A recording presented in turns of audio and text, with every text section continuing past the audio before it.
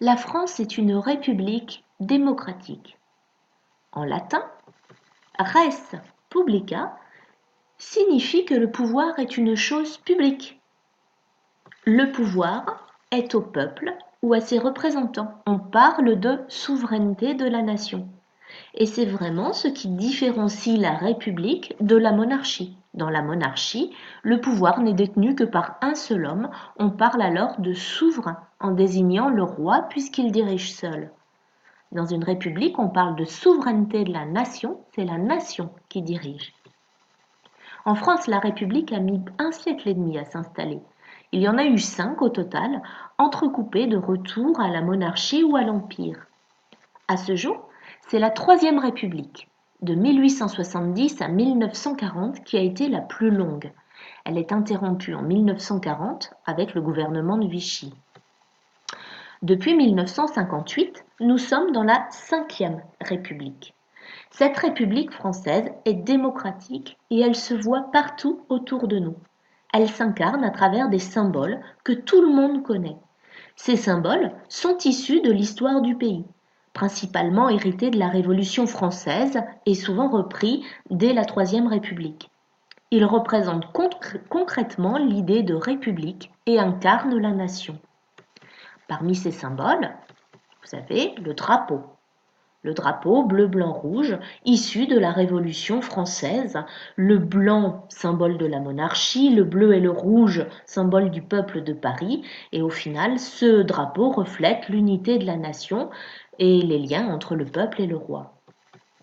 Une devise, liberté, égalité, fraternité, qui s'affiche sur le fronton de toutes les mairies. L'hymne national composé par Rouget de Lille en 1792, la Marseillaise.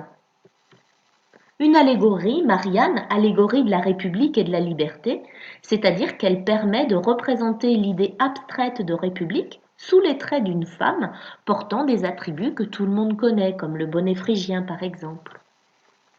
La fête nationale, bien sûr, le 14 juillet 1789, lorsque les Parisiens ont pris la Bastille, le symbole de l'arbitraire du roi, mais le 14 juillet représente aussi la fête de la Fédération, un an plus tard, le 14 juillet 1790, qui scellait l'union entre le roi et la nation. Et puis, on trouve des symboles non officiels comme le coq, issu d'un jeu de mots puisque le terme coq en latin se dit gallus et que ça signifie à la fois coq et gaulois. C'est un emblème non officiel du pays. Ces symboles qui incarnent la République sont visibles partout, tout le temps, par tout le monde.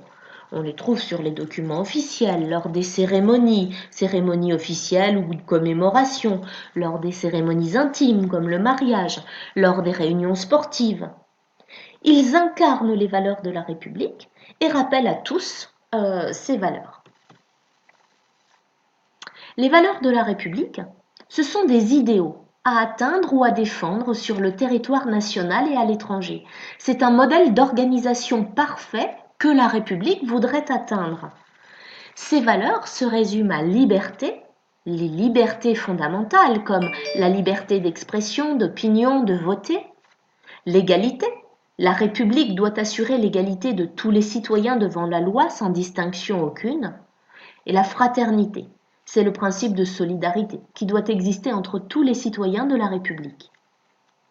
Ces valeurs ne sont pas complètement atteintes, mais la République doit veiller à les rendre toujours plus fortes. Et donc, pour y arriver, la République s'est donné des principes.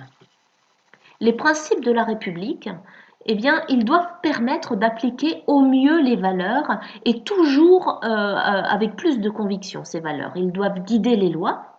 Ils sont fixés dans la Constitution de 1958 et bien sûr, ils mettent en avant les principes de la DDHC. Alors, ces principes nous montrent une République indivisible. Le droit doit s'appliquer partout, de la même façon, sur tout le territoire. La loi est la même pour tous. La République est laïque. Depuis 1905, une loi sépare l'Église et l'État. La neutralité de l'État et de l'école vis-à-vis des religions sont proclamées. Il n'y a pas de religion officielle en France. La République est démocratique. Le pouvoir appartient au peuple. Les citoyens exercent le pouvoir par leur biais de leurs représentants, des élections ont lieu et plusieurs partis y participent. La République est sociale, c'est-à-dire qu'elle cherche à réduire les inégalités en termes d'éducation, de solidarité nationale par exemple, avec notamment le RSA, l'aide aux plus démunis. Cette République est aussi égalitaire. Par exemple, la parité homme-femme est affirmée pour l'accès aux mandats électoraux. Ça permet de réduire les inégalités car la République est sociale. Dans la même idée, cette République est décentralisée. Tout ne se passe pas à Paris. Et enfin, cette République est écologique dans le respect de la charte de l'environnement. En résumé, des valeurs qui sont affirmées avec des principes et qui se voient à travers des symboles.